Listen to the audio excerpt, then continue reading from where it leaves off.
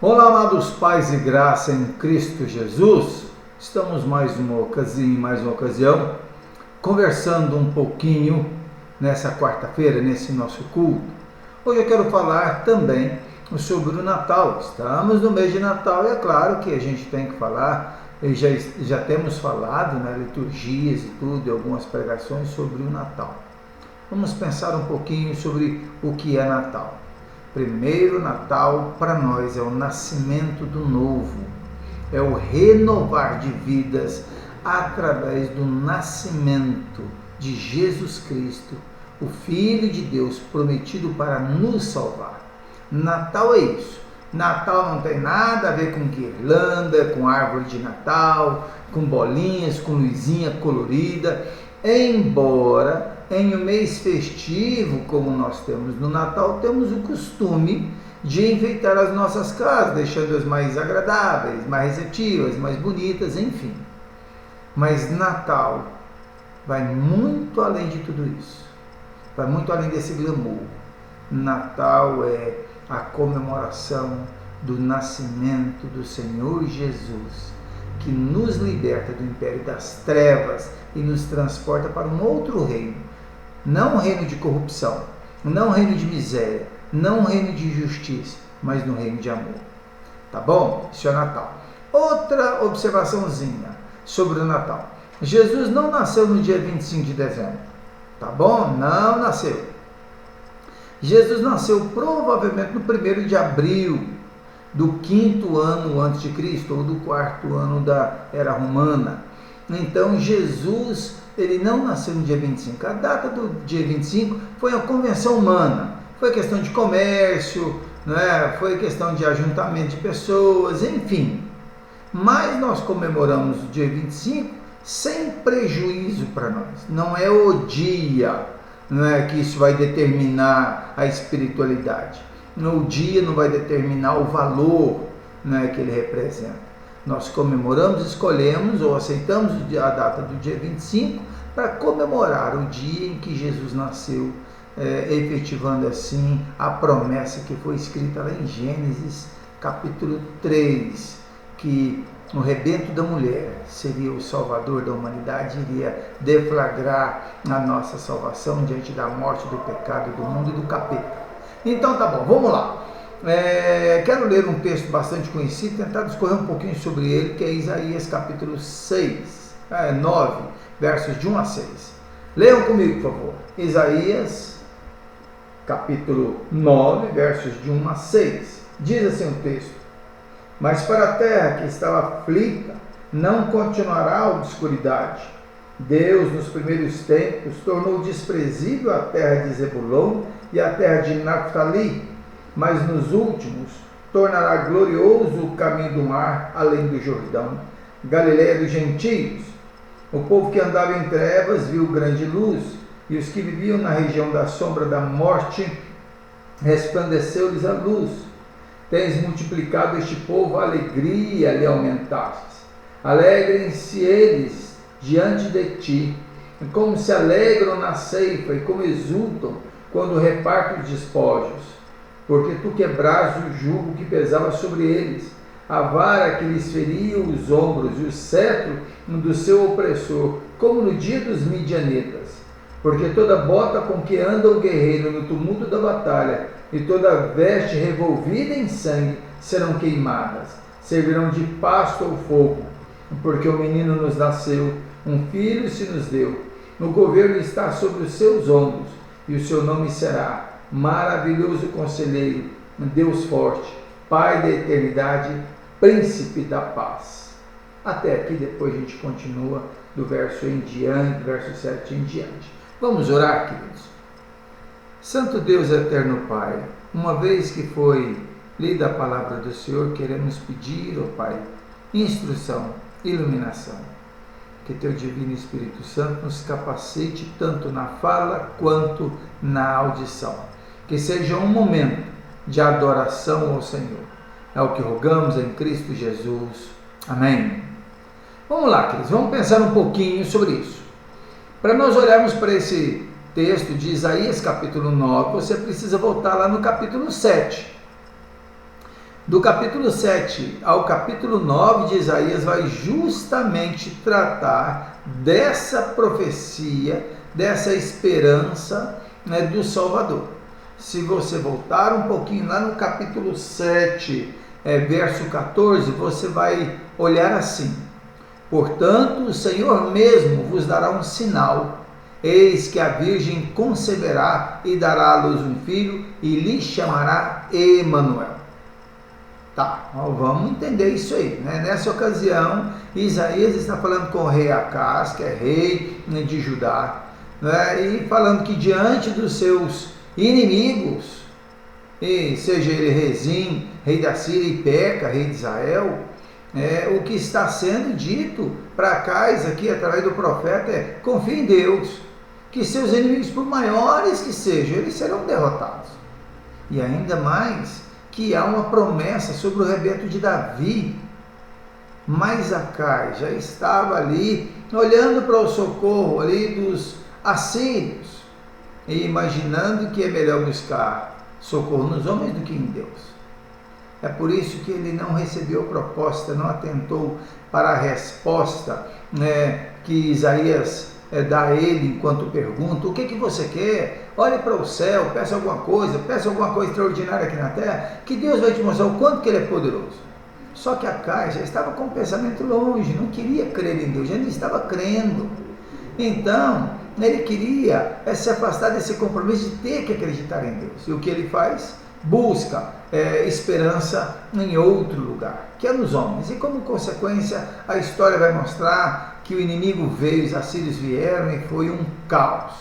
Mas tudo bem, vamos olhar ali, lá no verso 1 do capítulo 9, que é o que nós estamos pensando. Lembrando que se não der certo de terminarmos agora nessa quarta, nós paramos por aqui, terminamos quarta-feira que vem sem prejuízo algum, tá bom? Vamos devagar e sempre. Na sua Bíblia está escrito assim: mas para a terra que estava aflita não continuará na obscuridade. Deus nos primeiros tempos tornou desprezível a terra de Zebulon, a terra de Naftali, mas nos últimos tornará glorioso o caminho do mar além do Jordão, Galiléia dos gentios. Tá, vamos aí, o que está dizendo aqui? Mas para a terra que estava aflita não continuará a obscuridade. Deus nos primeiros tempos tornou desprezível a terra de Zebulon e a terra de Naftali. O que nós estamos falando aqui? É que essas regiões, Zebulon, terra de Naftali, mais ao norte ali da geografia, do mapa de Israel, estavam essas regiões que elas eram totalmente vulneráveis, eram vulneráveis aos inimigos. E é por isso que fala que ela estava ali sob a influência total e domínio dos gentios. É por isso que fala assim, Galiléia dos gentios, ou seja, quando os gentios vão atacar, Galiléia parece que é o primeiro ali a ser atacada. Então fala da vulnerabilidade. A terra que estava aflita não continuará na obscuridade, quer dizer, não tinha recurso, não tinha apoio militar, então estava ali, era uma presa fácil.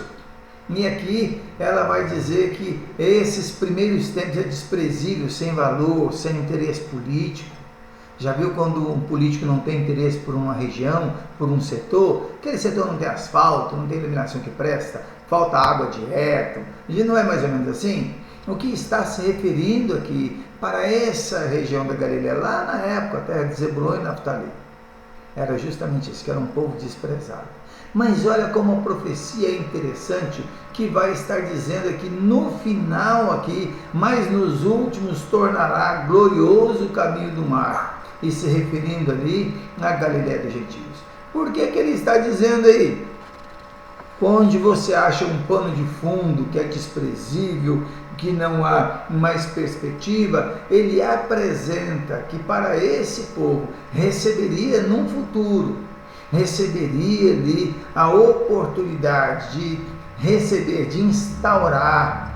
Isaías está profetizando aqui sobre a manutenção de um rei que estará justamente nesse lugar desprezado pela liderança política.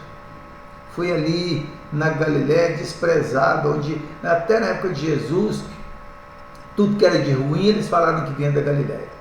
E quando falava que havia alguma coisa na Galileia que fosse bom, alguém questionava, não, da Galileia não tem nada que presta. Então Isaías diz que Jesus veio da Galileia.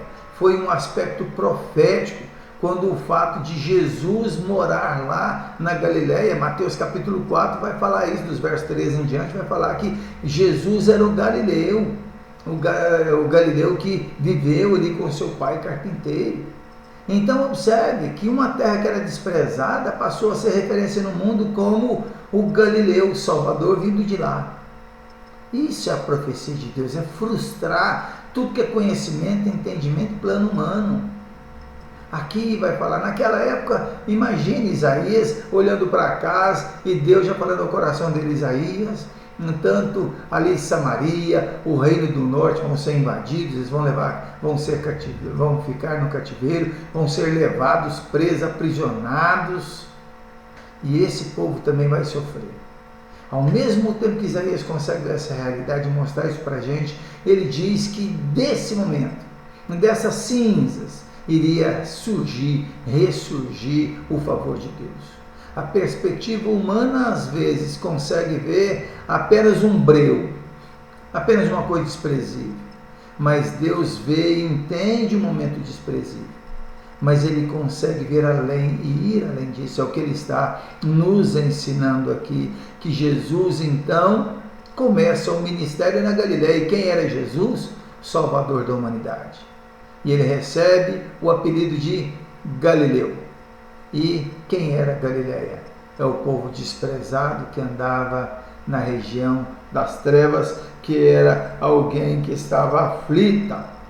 E o profeta diz que eles não ficariam na obscuridade, porque Jesus iria se revelar como filho da Galileia. É por isso que o verso 1 está dizendo justamente aí em que ela vai tornar glorioso o caminho do mar. Ou seja, a partir dali o mar receberia um presente, que é os enviados para todo mundo sobre a pregação do Evangelho também. Nos versos de 2 a 5, diz assim: o povo que andava em trevas viu grande luz, e aos que viviam na região da sombra da morte resplandeceu-lhes a luz. Tens multiplicado esse povo, a alegria lhe aumentastes. Alegrem-se eles diante de ti, como se alegra na ceifa, ou como exultam quando repartem os seus despojos. Porque tu quebraste o jugo que pesava sobre eles, a vara que lhes feria os ombros e o cetro do seu opressor, como no dia dos midianitas. Porque toda bota com que anda o guerreiro no tumulto da batalha, e toda veste revolvida em sangue, serão queimados, servirão de pasto ao fogo. Olha, que nós estamos olhando para Isaías, 730 anos aqui, antes do evento que é Jesus Cristo. Isaías está falando como o povo estava naquela ocasião. E está no momento de caos, dizendo para aquele povo que haverá, num futuro bem próximo, que haverá um futuro onde as trevas serão dissipadas, onde o medo vai ser trocado pela alegria, onde a escravidão seria trocada por festa, onde a tristeza seria substituída por alegria, e ele vai tratar isso aqui. Mas não se esqueça, antes de falar dos atributos de Jesus, nós precisamos entender que antes de Jesus, a terra de Jesus, onde ele viria, estava ali. É um povo que anda em trevas, é um povo que não conseguia ver expectativa, luz, claridade, esperança, salvação. E assim muitas vezes sou eu e você, quando nós vivemos uma vida que nós ficamos tão atribulados, tão pesados com o coração, que a gente não consegue ver solução. Quantos não estão passando isso? Olha para a nossa igreja, olha para os nossos vizinhos, quantos problemas nós estamos vendo, ouvindo, sabendo a respeito de pessoas que estão passando por problemas, e você percebe que aquele problema é tão difícil, aquela luta é tão árdua, é tão penoso, onde a alma entristece, que as pessoas não conseguem ver luz no fim do túnel. Não é isso? E observe que nós precisamos ver aqui, estamos falando sobre Jesus Cristo, o nascimento, sobre o Natal, o renovo, Mas o texto de Isaías deixa claro que antes desse renovo é necessário ver o que se encontra primeiro, como se encontra a sua vida, como se encontra a minha vida, como está o seu coração, como está o meu coração, que trevas há ali, que falta de esperança há, que desestímulo há na sua vida, em que você não possa ver melhora e tudo que você imagina para a sua vida é só caos. E muitos que estão me assistindo, muitos já pensaram até em não ver graça mais na vida, onde a vida não tem mais colorido. E o que está faltando aqui é justamente se entenderem como o povo está sendo visto ali, um povo que andava em trevas, viviam na região da sombra e da morte. Não é assim que eu vivemos? Pois é, o texto está falando que um povo também estava assim. Era conhecido como o povo de Deus, mas a Bíblia diz que eles amaram mais as trevas do que a luz. E eles estavam assim, estavam down, estavam para baixo. O texto então vai trazer nesse capítulo 9 essas situações. É o povo que está dizendo aqui que ele andava em trevas. E engraçado que Isaías não está olhando aqui só para o povo de Israel, só para a tribo de Judá, ou só para o de Israel, tribo do norte. Não.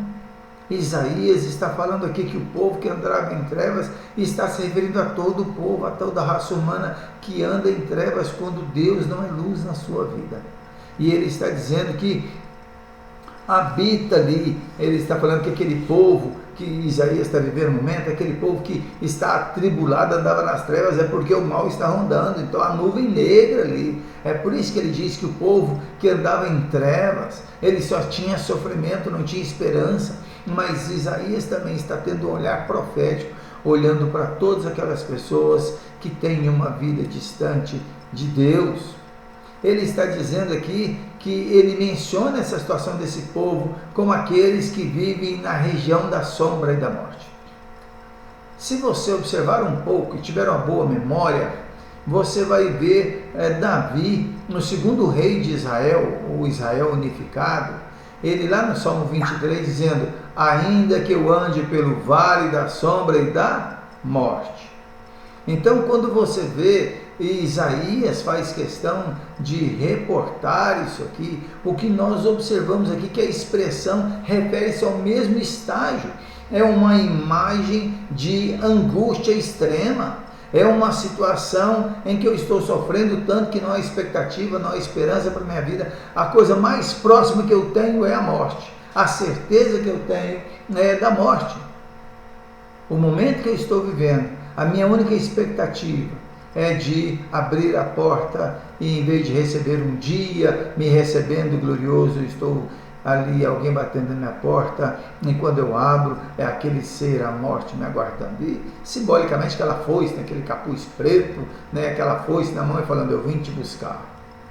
Isaías fala que o povo estava daquele jeito, andando na região da sombra e da morte. Davi também está mostrando que muitas pessoas, assim como ele passou por momentos assim, eu e você passamos, nós vivemos como Isaías estava vendo aquele povo, um povo vivendo debaixo de opressão, debaixo de dor, debaixo de injustiça, debaixo de sofrimento. E é isso aqui em que está mostrando o povo que andava em trevas e que viviam na região da sombra e da morte. Até porque sombra da morte é porque Acais, que era um rei que podia buscar o Senhor, não buscou o Senhor, e é claro que o profeta está vendo o caos aqui para aqueles que não buscam ao Senhor como recurso para as suas vidas. O que nós vamos observar aqui é que a salvação, está sendo demonstrada aqui, que ele viu para esse povo, para a nação de Israel e para todos aqueles pelos quais Deus alcançar, eles viram uma grande luz, ou resplandeceu-lhes a luz, ou seja, o tempo estava negro. O que eles estão olhando é para a sua casa que está em frangalhos, casa em ruína, e eles olham para o céu, olham para o horizonte, e o que eles conseguem ver é nuvens negras, e olha para a fragilidade da sua casa, e ele diz: olha, se aquela tempestade vier aqui, nós vamos perecer. Mas olha como Isaías poeticamente vai dizer assim: para aqueles que viviam na região da sombra e da morte, resplandeceu-lhes a luz. Ou seja, foi como se naquela tormenta em cima da sua casa que está, qualquer sopro lá do lobo mau na historinha, a casa cai. E quando eles olham para a tormenta, eles conseguem ver um facho de luz começando a se abrir no meio daquela luz negra, no meio daquela tempestade. E aquela luz vai crescendo, vai se evidenciando e vai restabelecendo a paz. Aqui está o anúncio de Jesus Cristo. Jesus Cristo é aquele anúncio de salvação para aqueles que andam em trevas. Trevas é escuridão, trevas é morte, trevas é desânimo, trevas é não ter esperança, trevas é não ter perspectiva, trevas é viver uma vida tendo tudo e ao mesmo tempo não tendo nada, porque Jesus não lhes é Senhor da vida. Aqui nós vamos observar nesse primeiro momento que aquele povo vivia numa região difícil de lidar. Não é difícil. Vá para algumas regiões do mundo, vá para o nosso Brasil, olhe as injustiças que são feitas com o povo, olhe as injustiças que a igreja sofre, olha muitas vezes a injustiça que você sofre. Então, queridos, vamos pensar um pouquinho aqui. Ele começa aqui que a terra estava aflita e não continuará na obscuridade. É aquele tempo que nos primeiros tempos a terra era desprezível, ela seria exaltada. Aquele povo que andava em trevas viria uma grande luz. E para aqueles que olhavam para suas vidas como não tendo um raio de esperança, a Bíblia diz que resplandecerá a luz. Ou a luz será aquela que terá um brilho tão forte que vai ser maior do que a própria tormenta que se apresenta na nossa vida. Quero ficar por aqui nesse primeiro momento. Próxima quarta-feira, iremos continuar sobre esse advento. Por que o povo não andava mais em trevas? Por que o povo agora viu grande luz? Por que aquelas pessoas que viviam na região da sombra e da morte resplandeceu-lhes a luz? O que aconteceu com aquele povo que pode acontecer com você? Saiba, queridos, que o que é Natal? Natal é o nascimento daquele que vai dizer basta para a sua dor, para a sua luta, para a sua angústia, para o seu sofrimento, para a sua decepção. E olha que angústia, sofrimento e decepção parece que são adjetivos, coisas próximas da gente, principalmente na decepção. Quantos de nós não estamos decepcionados com o esposo, com a esposa, com os filhos, com os pais, com o trabalho, consigo mesmo? Quantos de nós não estamos vivendo uma situação de dor? Quantos de nós estamos com o nosso arco-íris desbotado? Quantos de nós não vê mais esperança para o sofrimento que passamos ou o sofrimento daqueles que estão por perto? Creia nisso, queridos.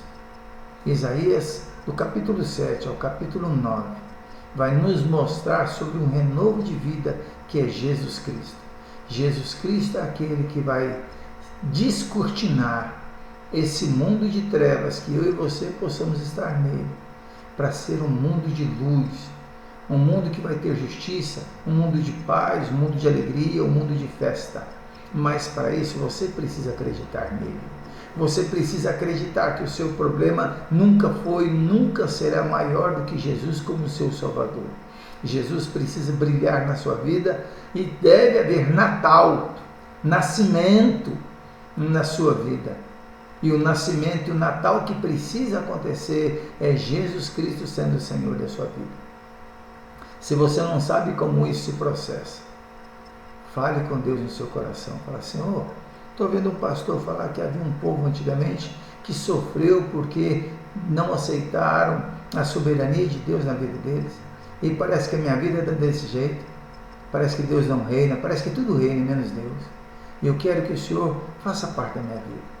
Abençoa o meu coração, faz morada aqui. É isso que eu quero desafiar, queridos. Quero desafiá-lo a você.